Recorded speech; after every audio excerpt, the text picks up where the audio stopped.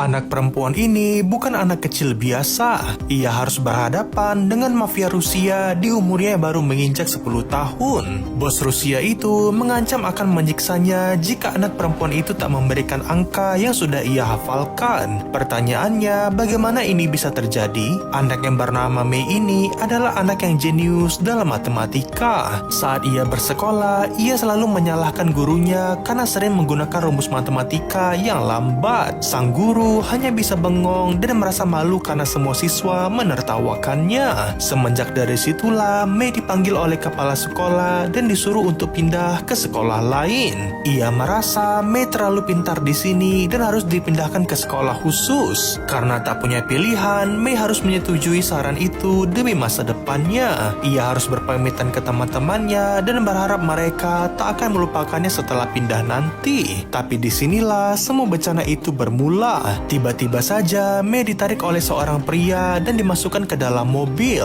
Kejadian itu berlangsung sangat cepat dan Mei tak tahu ia akan dibawa kemana. Ternyata ia dibawa ke markas mafia Cina yang dipimpin oleh pria tua berjas abu-abu itu. Ia mengatakan bahwa keponakanku mengenalmu. Memang Mei tahu dengan anak itu yang merupakan teman kelasnya. Ternyata bos Cina itu ingin merekrut Mei karena kemampuan otaknya yang seperti sebuah komputer.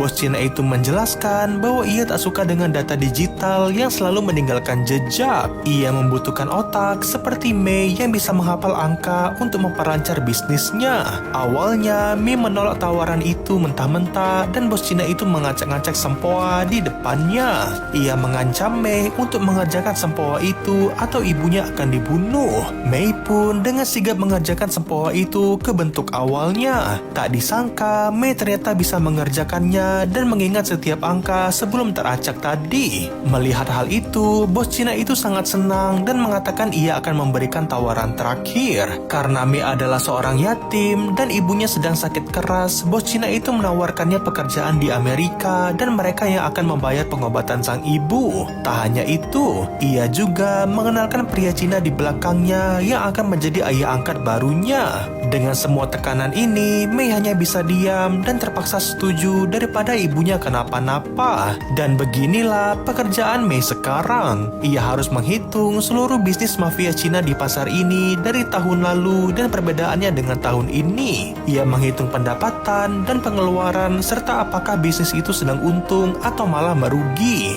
Dan jika bisnis itu merugi, maka para mafia Cina ini akan memberikan konsekuensi kepada pengelola bisnis